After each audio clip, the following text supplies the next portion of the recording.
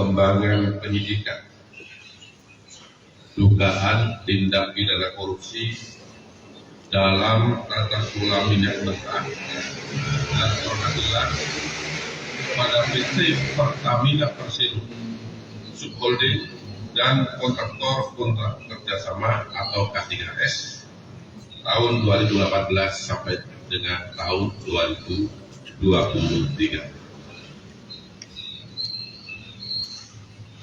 Teman-teman jurnalis, kita ketahui bersama bahwa penyidikan perkara ini terus berkembang seiring dengan waktu.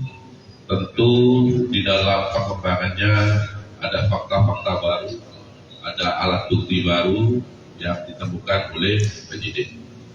Untuk itu akan saya sampaikan bahwa pada hari ini, hari Rabu, tanggal 26 Februari 2025, perkembangan penyidikan dugaan tindak pidana korupsi tata kelola minyak mentah dan produk gelap pada PT Pertamina Persero Subholding dan kontraktor kontrak kerjasama atau K3S sampai dengan saat ini pasca telah dilakukan penahanan terhadap 7 tersangka,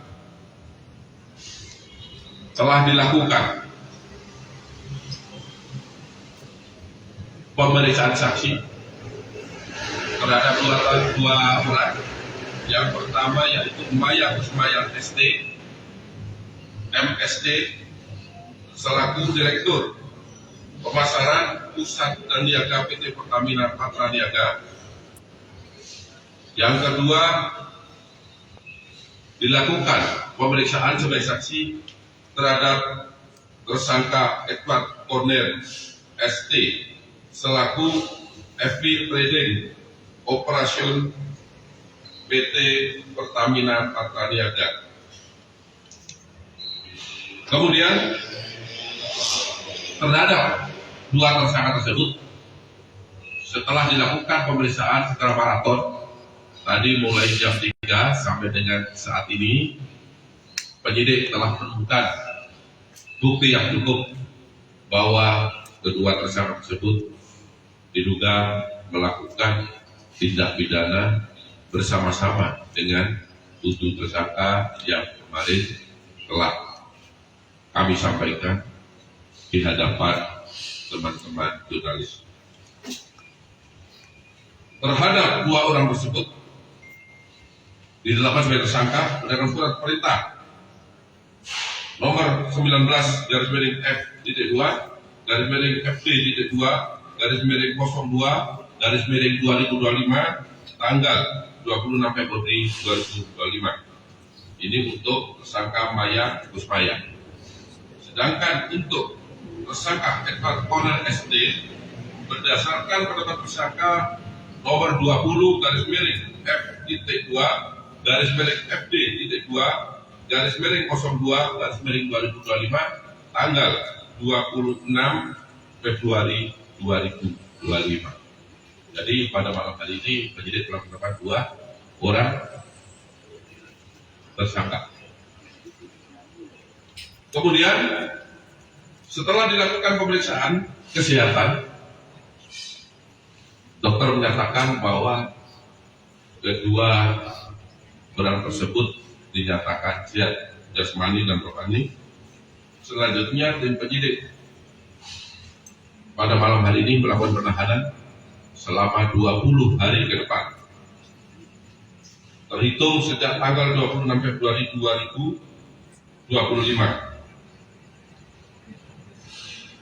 Terhadap tersangka Maya Kusmaya ditahan di Rutan Salemba Cabang Kejaksaan Agung, sedangkan terhadap tersangka Edward Cornel ditahan di Rutan Salemba Cabang Kejaksaan Agung.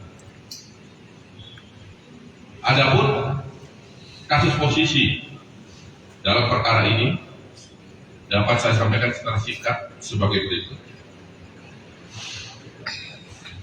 Tersangka MK, saya singkat ya biar cepat ya. dan tersangka EJ atas persetujuan tersangka RS melakukan pembelian RON 90 atau lebih rendah dengan harga RON 92, sehingga menyebabkan pembayaran impor produk kilang dengan harga tinggi dan tidak sesuai dengan kualitas barang.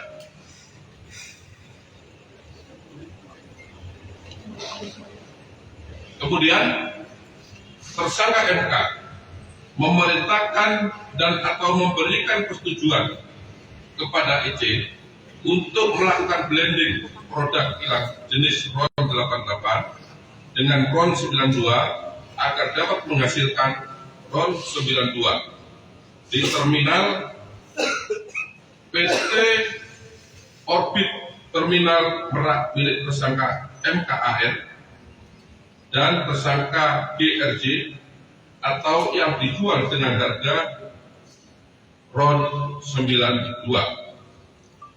Hal ini tidak sesuai dengan proses pengadaan produk kilang dan core bisnis PT Pertamina Patra Niaga.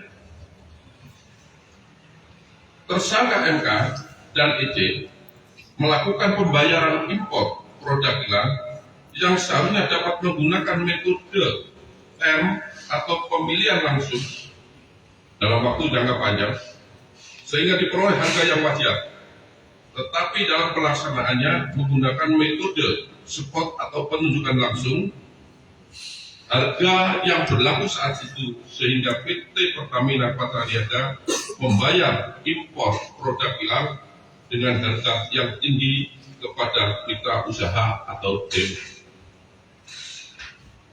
Selanjutnya tersangka MK dan tersangka EJ mengetahui dan menyetujui adanya markup kontrak shipping atau pengiriman yang dilakukan oleh tersangka YF selaku Direktur Utama PT Pertamina International Shipping, sehingga PT Pertamina Patra Niaga mengeluarkan fee sebesar 13% sampai dengan 15% secara melawan hukum, dan fee tersebut diberikan kepada tersangka MKAR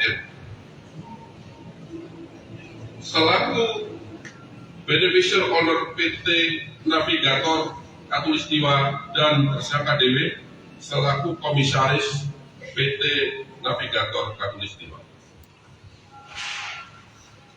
Akibat perbuatan tersangka MK dan tersangka EJ bersama-sama dengan tersangka RS, tersangka SDS, tersangka YF, tersangka AP, tersangka MKAR, tersangka Dewi, tersangka GRJ mengakibatkan kerugian keuangan negara sebesar 193,7 triliun yang bersumber dari komponen sebagaimana yang telah disebutkan beberapa waktu yang lalu. Itu ada 5 komponen yang saya rasa teman-teman masih ingat. Perbuatan para tersangka